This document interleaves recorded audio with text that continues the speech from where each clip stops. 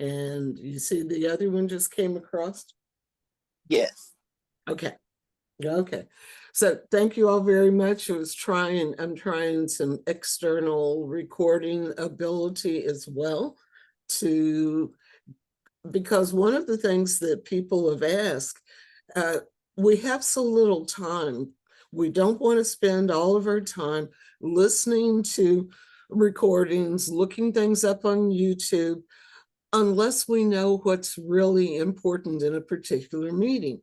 So what we're trying to get done is some way to summarize some of the things that happen so that you can look at that summary and decide whether you want to listen to the recording or follow through and do more things with.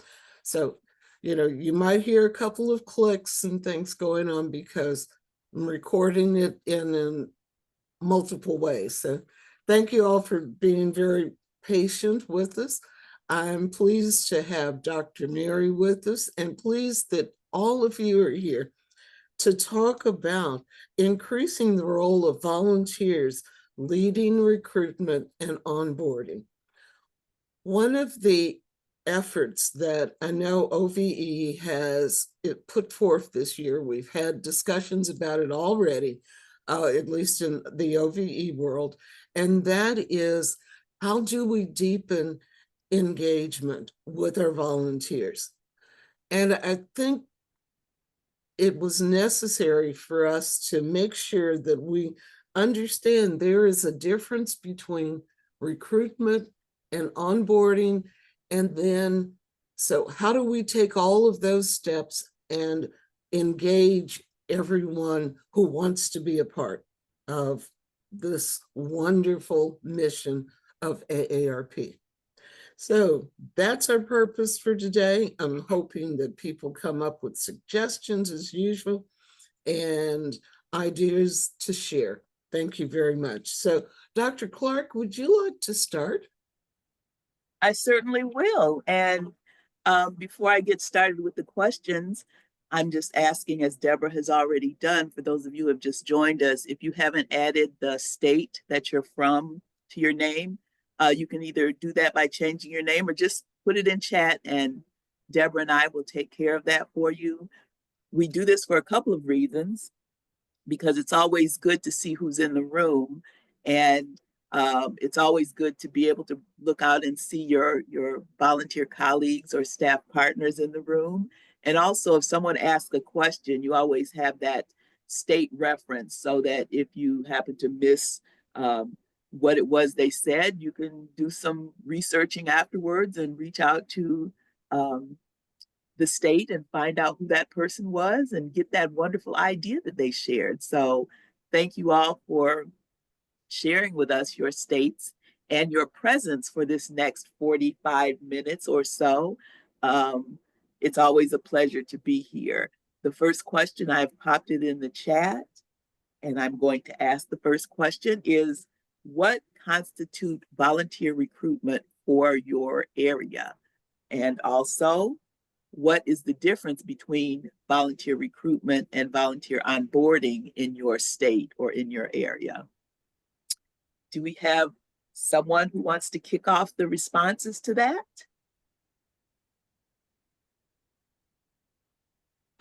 Linda, I see your actual hand going up. Thank you. Sure, absolutely. One of the things I wanted to mention that I think is so important is, now that COVID is over, let's say, that one-on-one gathering time is really, face-to-face is really important. It can also be achieved through phone calls or messages along those lines, but just trying to get back to the one-to-one, I think, is important. And so for me, the difference between recruitment and onboarding is the difference between trying to connect with someone, find out what their interests are, and then going from there into whatever the training mechanism may be for your state. Thank you. Thank you very much. And I know that some of us have a more robust onboarding process or a more well-developed or smoother running mechanism. If you have that, please share, or if you're still in the developmental stages of what that onboarding or recruitment process looks like with you, we'd love to hear you share. Uh, this is a no judgment zone. This is a supportive zone. So even as we are developing in our processes and practices, we want to be able to help others. So Gloria, I see your hand up. What's Florida doing? Well, we recently had, we advertised for speakers because we were getting more requests for speakers in Broward County than we had speakers or that people would sign up for. So we ended up having about 25 people come to our office in Miami. And 17 of them signed up on the spot. Wow. So we covered our introduction, our orientation, and our speakers training in that one meeting. So when they turned those in, we had a chance to chat with them.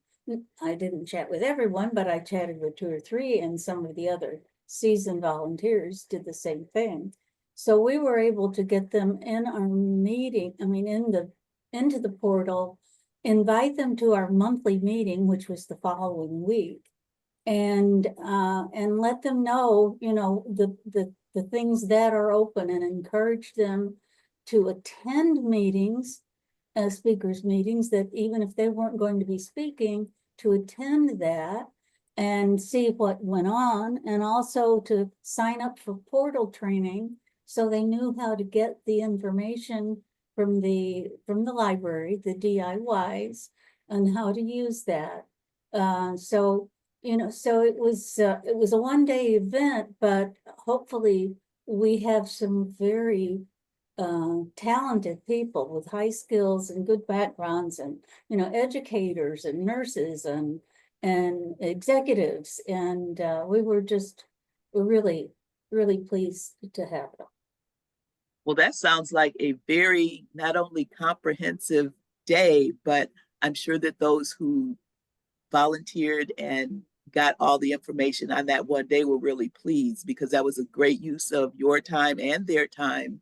And I think it also demonstrated for those who volunteered that this ball continued to roll, and they got the information, they got questions answered.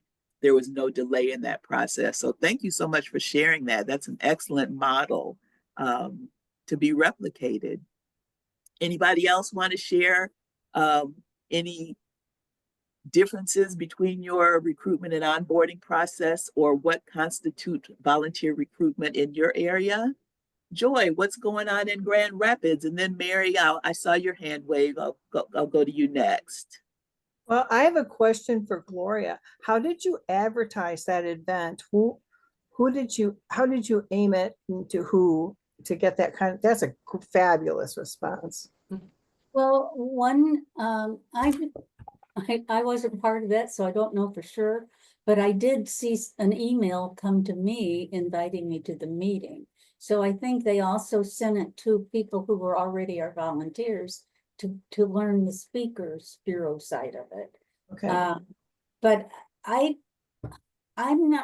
think they probably used our prospect list, which now, if people go to a movies for grown-up, they will give you their email address. So I suspect it was more emailing invitations, and it may have just been random.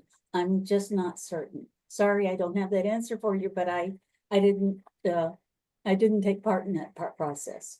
Well, it's a fabulous idea. What we're doing in Grand Rapids is we're going to focus on having our active volunteers recruit people. We've found most of our growth has been with friends of friends, so which has worked out great for us. And we had some people who, spouses, a couple would come, and it was interesting. There were 2 people that had worked together like 10 years ago and had gotten out of touch with each other, and they bumped into them each of them signing up to be an AARP volunteer. It was pretty good. Great. Mary Hartfield, I saw your hand up. Yeah, I was gonna, and Joy can talk more about this too, because she's known when I was in Grand Rapids, we did a volunteer recruitment event at a coffee house in certain area outskirts a little bit, and we had people come in there, and then individually we talked to each person when they came for recruitment. And then we also had a bigger event where we got Cooper's Hawk to be a sponsor, help be a sponsor. We had at Cooper's Hawk, and we had people come in, and everybody kind of, you just kind of casually talk to individuals about their interests and how would they like to volunteer. And because they did show up and we advertised it in the community, they were interested in volunteer. And then people that had been volunteers were able to talk about different ways that they could volunteer. So that was a great event that when we had at Cooper's Hawk and sponsor and onboarded. And then later on, there's a team that onboards volunteer. And Joy can talk about if they still do the onboarding that way. Later on, the team connects with everything once they fill out their application. Yeah, but it's a great way to get volunteers in that evening. Yeah.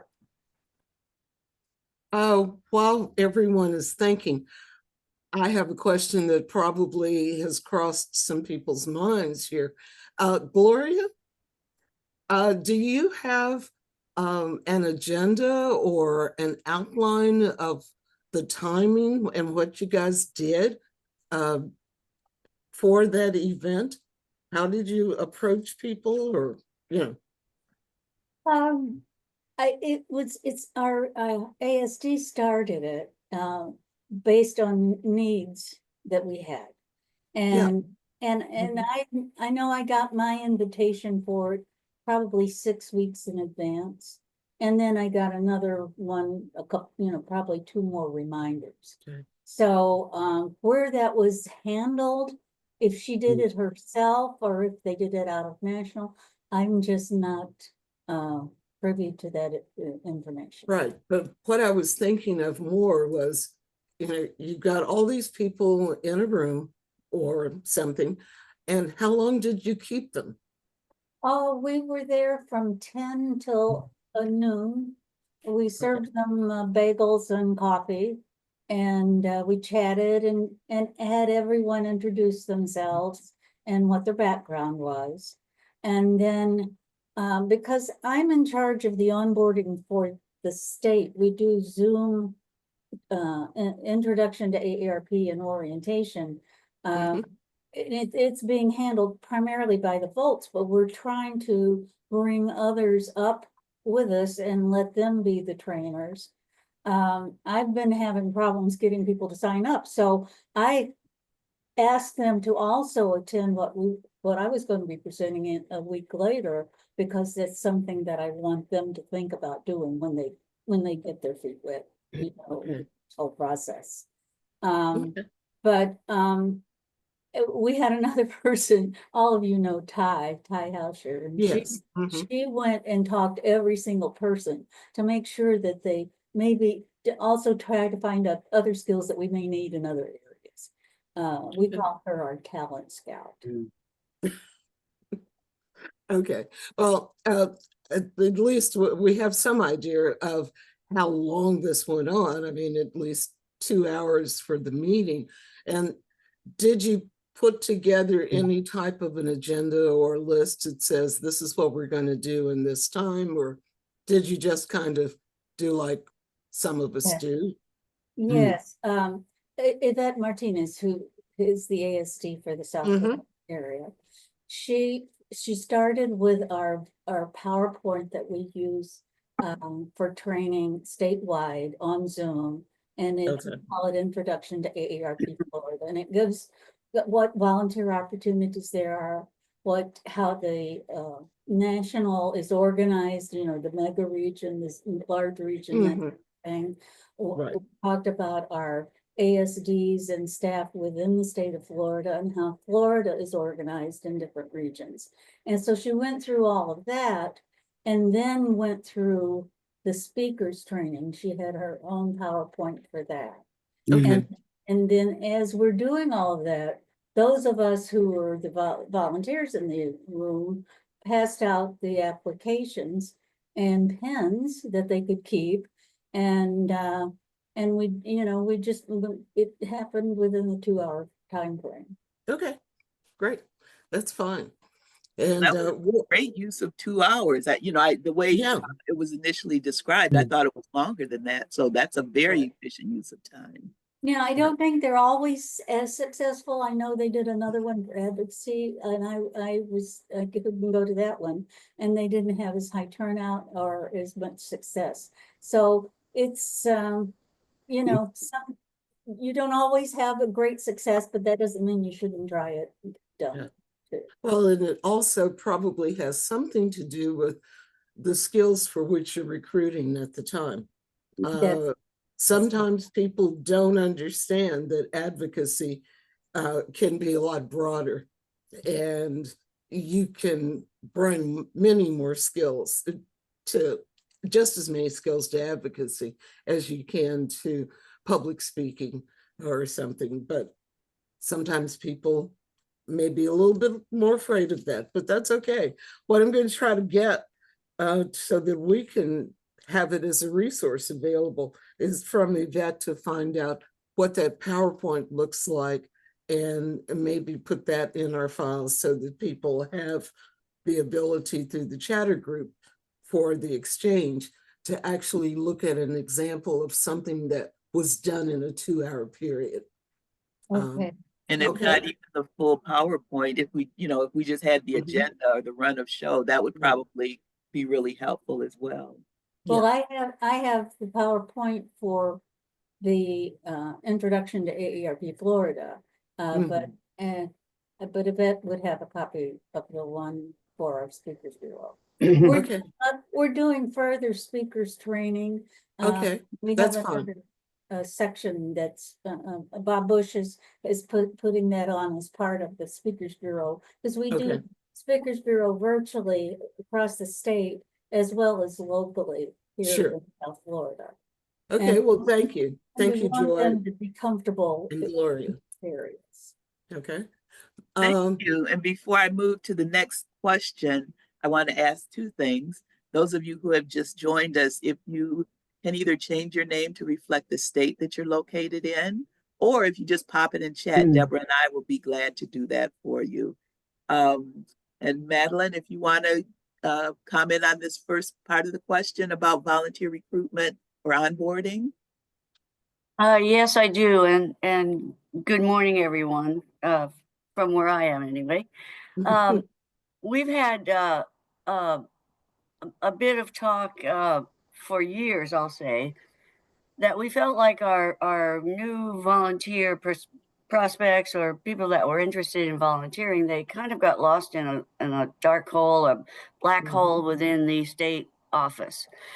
We would suggest that they make a move to call our ASD, and in essence, we never found out where they went or what was going on. So we've kind of switched that up. Maybe it was some nagging and complaining about it from our state leadership. But at our EC meeting yesterday, which is composed of geographic areas, remember we have a large state with a large with communities that are in pockets throughout the state geographically, and we also have our content areas, the veterans programs, the fraud watch, the tax aid. But what our state is handing down to us after many suggestions is an opportunity for state leaders, those in the Matsu Valley, those in Juneau, those in Fairbanks, those in Anchorage, the people that are on the ground are able to use an interview guideline developed by the state office and myself and the ASD. But it's a checklist for new volunteers. So you grab them in the local community And then after you interview them, ask questions like, find out about them. And then we're using a model that I've heard throughout the last couple of years of what are things you like to do? What are things you don't like to do? What do you want to do? Things like that.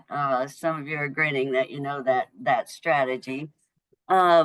My interview form with a new volunteer would ask how they like to be communicated with, text or email, and also whether they're a morning person, whether they're not. And then you've also kind of done your asset inventory to see what they have, their strengths, and where you might want to put them. And after we have, those of us with boots on the ground, after we have had our interview with that person, then we send them off to the ASD for the simple photo release and information that the ASD needs to keep them in the mix, so to speak. And a part of this is also some a PowerPoint that we can look at with them and share with them. We also provide them a copy of digitally the volunteer handbook. And so we're finally getting to a process where my CAT team leaders can bring in that hot prospect and go through some certain things on our side, our volunteer side of the fence, before they get thrown into the national mire, so to speak. Okay. Thank you. And I saw another hand up. Thank you for the Alaska perspective. Joe Lewis, what's going on in Minnesota? You're on mute. We want to hear every word. Unmute yourself.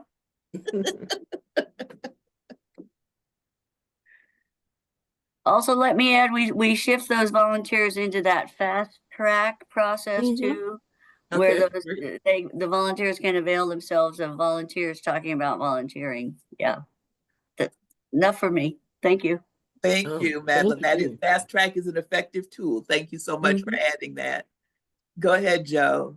It sounds like here in Minnesota, we have our own version of what everybody's doing with the info session and, different forms of then an interview. The one piece that Erin Simon Skoglund and I, so I'm the volunteer, she's my staff partner, we were struggling with was how to keep track of all the volunteers through the process.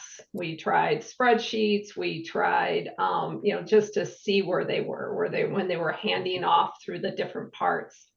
So the tool that we have most recently found that we are really enjoying is called Monday.com. And if anybody would like to see kind of it in how we're using it, it's a tool. It's partially meant for projects, project management. It's pretty easy to put together. You can automate it. So let's say they come to an information session, and more or less that's the first step, right? Because now when they come into the prospect report, that's automated, that they get the email, which ours says, please sign up for an information session. So when they sign up for an information session, the next step is to have after the information session, an interview.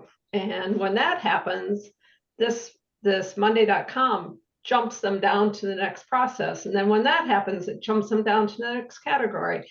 And if nothing ever happens with them through our different steps, eventually they get dropped down to non-responsive and all the way down to the bottom. And so it kind of cleans it up to the top that you know what's happening with all these folks.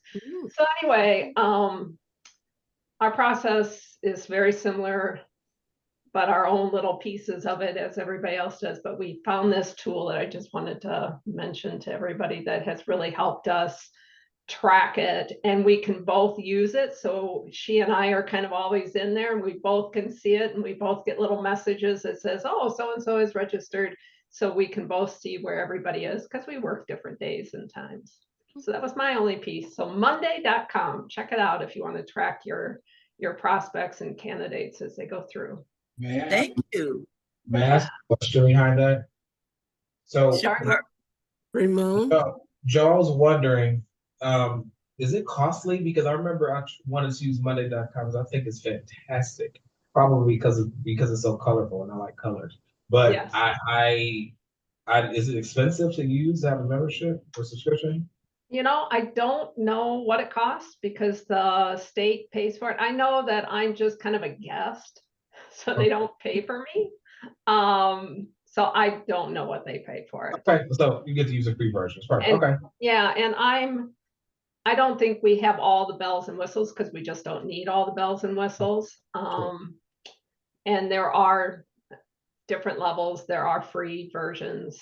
And there's some great, there's a 15-minute video out there on YouTube that really taught me all I needed to know to go in there and use it. So if you can learn a program in 15 minutes, yeah, how hard can it be? So. Well, thanks for sharing that tool. And I'm sure we will have people that are going to Monday.com to check it out, use the free version, and those who have experience with it, come back and tell us about it in a future 360. Linda, I see you have your hand up. Yeah, I was just curious about the Monday.com too versus putting everything on the portal. Under each individual, we keep a record of the letters that have been sent and the next steps and things along those lines so that anybody can go to that. So my only question would be, does that link in some way? Because when people go off on medical leave or pregnancy leave or whatever it may be, who knows where this information is and how to access it? That's all as far as that question goes. So, when you say everybody looks at it, who are you talking about? State AARP employees? Are you talking? Yeah. So volunteer, any of the volunteers can go to individual file pages on the portal. So you could go to my page if you wanted to find out what information I had been sent and how it was sent and that kind of thing. So I'm just curious about, and that's something staff can also do, but I'm just curious about the Monday.com. It's just one of our BOAs just went on maternity leave, and all of a sudden, everybody's scrambling because they're such essential parts of the office. And, how would I know if I was to help out in some way where that information might be? That's all. It's just a central point, and why you decided to do that versus, keeping things on the portal. So we used to keep everything on the portal, and now with the emails going out, Appian, is that what it's called? Through Yes. Appian. Yes. Suddenly I had a blank. They're no longer on the portal, so we're not seeing them anymore anyway. And we were using just kind of any little file that we could kind of find to put notes in about people. So in Monday.com, you can add anybody you want to have access to this and can see it. We also have it, and then our staff, they all have access to Monday, but you could add anybody you wanted to view it. They wouldn't necessarily have to have access to change it if you did or didn't want them to, but anybody, you could add virtually anybody. Super. Thank you so much. Well, that seemed to spark a lot of interest, and we are always glad to have a topic that piques our interest. Thank you all for sharing and asking those questions. Second part to this question is, what are some roles that might be created for volunteers to lead either recruitment or onboarding? And of course, as Madeline said, and a tool that I've used often is if you get somebody to do something that they enjoy or they like doing, they'll keep coming back. So have any of you found roles for your volunteers in this process that they enjoy doing, that they're good at doing, and that you allowed them to actively participate in this recruitment or onboarding process? I know we have some examples. I just know it. And while you're thinking, the second part of that question is, are tools like Plow, Plant, and Prosper to help guide volunteer role development being used? Because that is a wonderful tool that is in the portal that a lot of work went into for this specific reason. And we just want to know, is anybody using that? And Joe put in the chat to update processes. Seasoned tablers are helping with training new volunteers. And there's nothing like someone who knows how to effectively and efficiently operate at a table to not only respond to those questions, but move individuals through to wherever they need to go. So I admire my volunteer colleagues who are very skilled at that. Never heard of these two. You've never heard of the Plow, Plant, and Prosper, Aaliyah? Is that what you're talking about? Yeah, this is my first time hearing about it. So Oh, I'm well, definitely, it won't be your last. yeah, no, I'm definitely going to look into it because I think that would be helpful. Yes, it's a great tool. It really is. And it's accessible through the library in the portal is one of the places that you can find it. And it's under something called Volunteer Engagement Resources for Staff and Volunteers. Thank you, Deborah, for pointing that out. And before I pass it on to you, you know, occasionally we will ask for a show of hands of volunteers and staff, because we want everybody to see that this is a very dynamic and a very collaborative conversation between staff and volunteers. So could I see either a virtual show of hands, and there's two screens of people, so make sure you kind of flip through. Could I see a virtual show of hands of the volunteers in this group, or an actual show of hands? So put it up virtually, put it up actually. Okay, I see thumbs up and hands up. So just take a few minutes to look at the volunteers who are here. Thank you very much. And now let's see a virtual or actual show of hands. I'll let everybody put your hands down, okay? So that we can see a virtual or actual show of hands of our staff partners. Yay, look at that. What I love about this conversation is that we have a table where everybody's voice is heard equally, and we are sharing and learning together. So again, I just want to say how grateful I am to be co-leading this with my wonderful colleague, Deborah, every month, to have this exchange of really rich conversation. So thank you for show of hands. Deborah, I'm going to turn it over to you. Okay. Thank you very much, Dr. Mary. Now, our next question is, this may, if you've not heard of Plow, Plant, and Prosper, if you're not a Volt, and I don't know if everyone knows what a Volt is, but that is a volunteer lead trainer designated by a particular state. And not every state has one.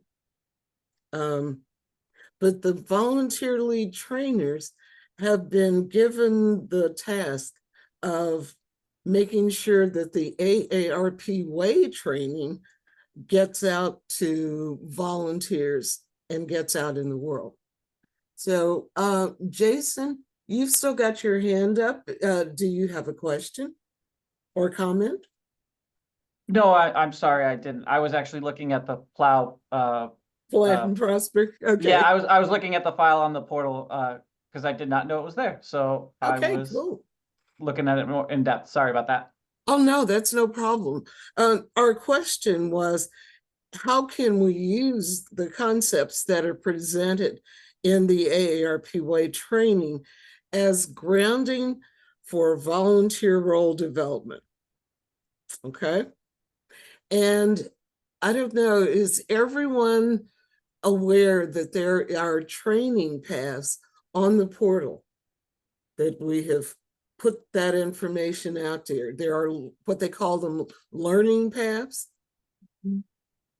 And so if you go under training on the little portal, I guess it's the URL box across, and just click training, you can get to something called learning library. And I was going to see if maybe I can at least share that. Share. Okay. Can you see this information here? We see it partially. We see half of your screen and half of the portal. Okay. Well, let's see if we can make it bigger, because that's what we need to do.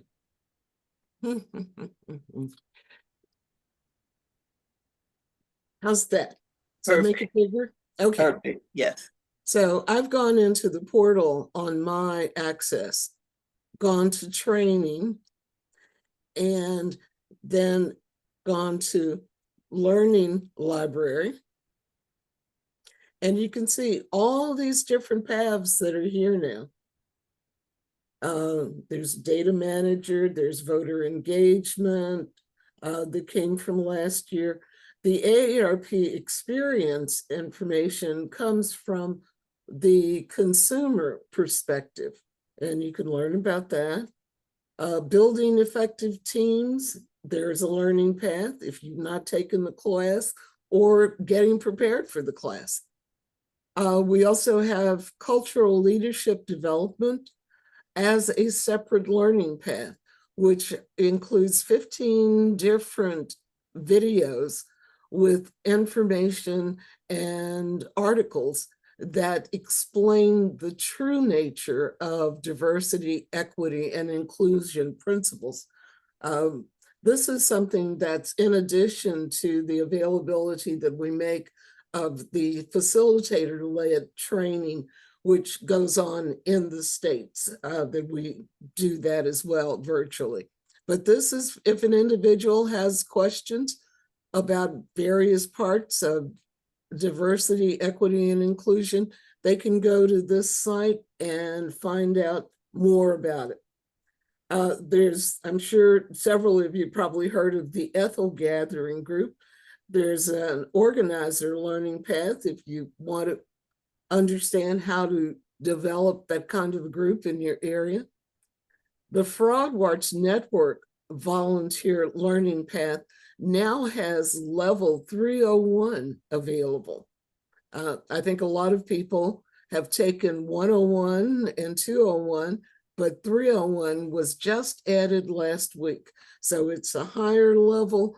If you've been working on fraud a lot, you may already know a lot of those concepts, but it's a way to document that. And that information shows up in your contact information. You can learn about AARP, Social Security, and the solvency issue if you didn't know about that. But here's the one I wanted to mention, and that is the AARP way of volunteer engagement. This is a learning path that now has 4 videos attached to it. There is an overview, continuous feedback cycle, volunteer partnerships, and shared success. None of these videos are longer than 5 minutes.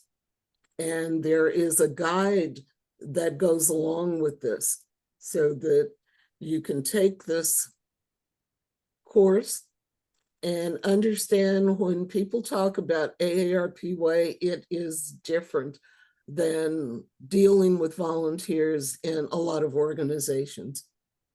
So this is available.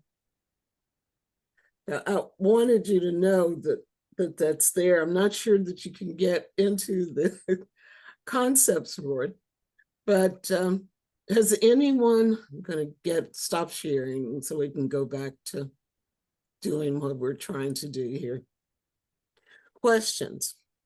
Do you have feedback loops between your volunteers and staff partners that ensure that all people have the information needed to appropriately manage the recruitment and onboarding effort?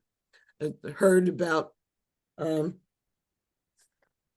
what did we talk about a while ago? Monday.com. I know a lot of people use Excel. What do you use to communicate?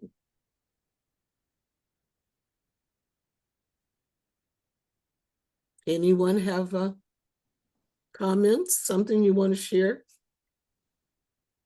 I will. Gloria? I've talked a lot, so we wanted to give everybody else a chance.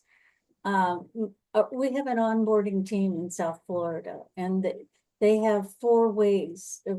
They want to connect with someone within the 4-week period. First of all, we send them an invitation to our Zoom meeting, which is held once a month at 11 a.m. on Wednesday and once a month at 6:30 p.m. to get those people who may still be working. We've found that we've had a number of those recently. And in addition to that, we have a person who's assigned this particular prospect. They can text them, they can phone them, they can email them, and in what order they want to do that works best for them is fine. But I like for them to do it like 1 week apart. So in case somebody doesn't look at their emails, then they'll get a phone call next. In case somebody doesn't pay attention to the phone messages left on their phone, then maybe a text will work. So we try all different things. And if we don't get a response, we have a very nicely worded letter saying that we realize this may not be the right time for them to volunteer, but here's the phone numbers and email addresses should they want to. And then we move on to the next one. So that's right. We do everything because we don't want to miss them in case somebody is not an email reader. All right. Thank you very much, Gloria. Cynthia, you've got your hand up. Yes, can you hear me? Yes, we can. Okay. A couple things that we've done is we've established leads in different areas of volunteer. And Okay. like I am a volunteer and I'm the lead for the Speakers Bureau. And I have more time to have more interaction, with the people who have volunteered to be speakers. Mm-hmm. And so that's been very helpful. I do the onboarding for speaking for the Speakers Bureau. And I keep in touch with them, and we've managed to get about 20 active speakers now. Oh, And I know congratulations. that if the staff just doesn't have the time to do all that. Mm-hmm. The other thing we've implemented is each of the leads for different areas meets about every quarter. And what we do is we share what we're doing. And for example, some of the other leads like do table events and so forth, so that they get questions about fraud, but they don't know how to answer it. And so we had someone from the Speakers Bureau basically help them with some of the basics of what they can say when they're tabling for an event and someone asks them about fraud. So I think that, we're starting to build some synergy between the different areas. And that's how I got some of my speakers too, because they end up being interested in what we're doing. So I think that it's working pretty good. Well, thank you for sharing that, Cynthia. And please, if there's any material that you might like to share with this group, send it to me, dturner@aarp.org. And we'll make sure that it gets posted so that people have examples of the wonderful work that you're doing. And that includes you, Gloria. That includes anyone who has spoken today or thought about things that you have done that could be and would be helpful to be shared. I know we've actually already reached the end of the time. This is only a 45-minute meeting, and we have gone through, I think, a lot, learned some new tools. I've already mentioned CLDS is available. We've got a national session coming up every month. That is the Cultural Leadership Development Series, the facilitated sessions. Fast Track is back in business now, and they have a learning path, but they're also doing a virtual group session. We've got the Ruth podcast that's available for you to check out. And of course, I went through some of the portal learning paths that are out there. Our next topic on 360 is going to be developing the staff and leadership volunteer partnership. And we're going to have a panel then that includes both staff and volunteers. So I'm really excited about that. We'll be posting the recording for this and hopefully a summary of this meeting on our group chatter, which is also on the portal. So we're 2 minutes over. I thank you very much for your attention. I really, really appreciate it. Appreciate the OVE support. And we couldn't do this without Dr. Mary. So thank you all very much. And thank you for coming. And we couldn't do it without Deborah and the support of our staff partners. So thank you, Deborah. Okay. You guys have just a wonderful rest of your day. Bye-bye, everybody. Stay warm. Thank you. Thank you. Thank you. Thank See you you. next month. Thank Bring you. a friend. Cute. Stop the recording. Yes, ma'am. Somewhere. There it is.